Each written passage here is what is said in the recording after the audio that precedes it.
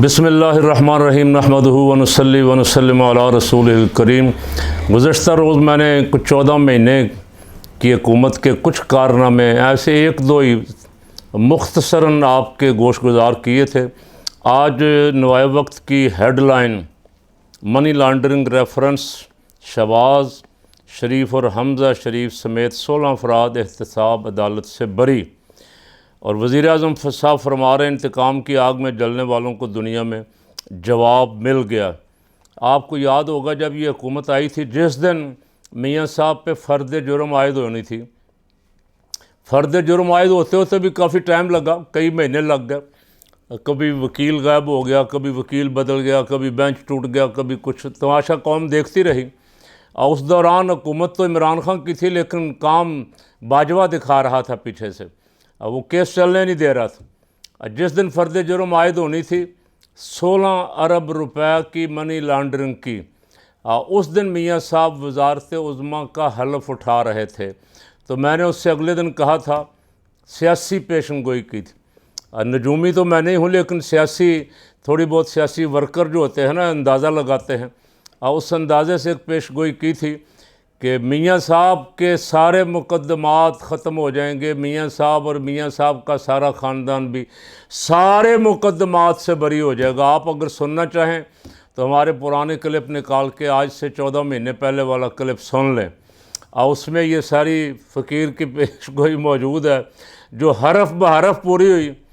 मियाँ साहब आहिस्ता आहिस्ता 1 2 3 4 सब केसों से बरी होगा। एहतसाब अदालत के जज साहब ने, और प्रोसिक्यूटर जो सरकार की तरफ से होता है, जब वो सरकार ही अपनी है, और अदालतों ने ऐसे ऐसे झंडे गाड़ दिए हैं पाकिस्तान में, ऐसे ऐसे रिकॉर्ड कायम कर दिए हैं मुकद्दमात के, कि अब शर्म आने लग गई है अदालतों का नाम लेते हुए भी। यार ये अदालतें क्या फ़ैसले कर रही। एक साफ़ी कत्ल हो गया बेचारा, उसकी FIR दर्ज नहीं हो सकी, आज तक सुप्रीम कोर्ट भी नहीं करवा सका, उसकी मां की दरख्वास्त के बावजूद उसकी मर्ज़ी की FIR नहीं कटवा सका।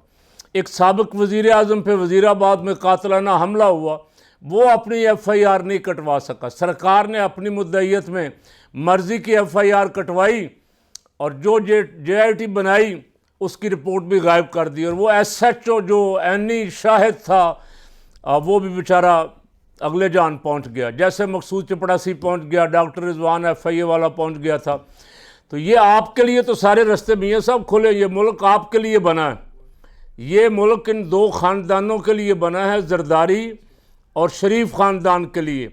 आपके सारे, आप सब मुकद्दमात से बरी। आप मुल्क लूटें, आप पैसा बाहर ले जाएं, आप मनी ट्रेल ना दे सकें, फिर भी आपको कोई पूछने वाला नहीं है, इसलिए कि आपके साथ जो साजबाज करके आपको लाने वाले हैं, इस मुल्क में हुक्म उनका चलता है, अदालतें उनके मातहत हैं। अब यहाँ सुप्रीम कोर्ट ने कहा कि 90 दिन के अंदर अंदर इलेक्शन होने ज़रूरी हैं। 14 मई की डेट थी, उन्होंने कहा हम नहीं करवाते। राना सनाउल्लाह ने कहा सुप्रीम कोर्ट कौन होता है, कौमी असम्बली में खड़े होकर सुप्रीम कोर्ट की ऐसी तैसी कर दी। मौलवी फजलुर रहमान ने सुप्रीम कोर्ट के बाहर आकर गालियां दी जजों को। सुप्रीम कोर्ट ने क्या बिगाड़ लिया उनका?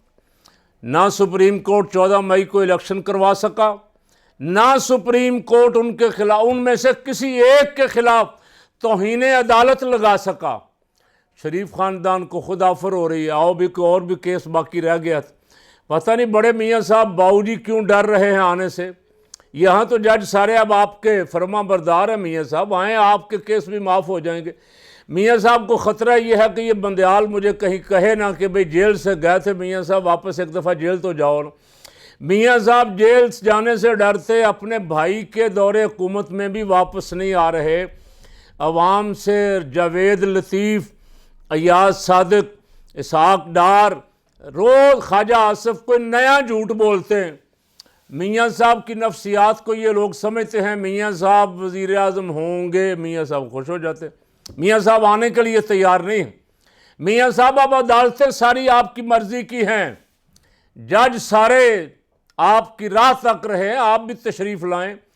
जहाँ इतने बड़े बड़े 1100 अरब के केस माफ़ हो गए, वहाँ आपका केस भी छोटा सा माफ़ हो जाएगा, इकामे वाला। बड़े बड़े केस आपके माफ़ हो जाएंगे। आप तशरीफ़ लाएं पाकिस्तान में, पाकिस्तान की अदालतें दुनिया में बड़ा नाम कमा रही हैं, 126वें नंबर पे आ गई। यानी 135-36 मुल्कों में सबसे निचले दर्जे जो हैं उनमें 126वें दर्जे पे इस वक्त पाकिस्तान की अदालतें खड़ी। लाखों रुपए तनख्वाह ले रहे हैं, मराहत ले रहे हैं, मुस्ताफ़ी होने के बाद भी सिक्योरिटी घरों में मौजूद है, पेंशन भी 7-7 8-8 लाख रुपया, गाड़ियाँ, मुलाजिम, ताहयात मराहत, फैसले को नहीं कर रहे। कौम को गर्क किया हुआ है समंदर में, कौम को निकालने के लिए कोई एक फैसला भी किसी तरफ से नहीं आता। कल को फैसला, कोई दरख्वास्त खारिज हुई है, दरख्वास्त देने वाला 6 साल हो गया तो उसने दरख्वास्त ही मर गया बेचारा, जज साहब ने कहा मर गया, अब क्या करना है। तो जज शायद हमारे अब ये इंतज़ार करते हैं कि मुद्दई जो है, पटिशन दायर करने वाला, दरख्वास्त दायर करने वाला मर जाएगा तो हम केस से हमारी जान भी छूट जाएगी। और इस सुप्रीम कोर्ट के चीफ जस्टिस ने 2 दफ़ा कहा कि आपस में डील कर लो।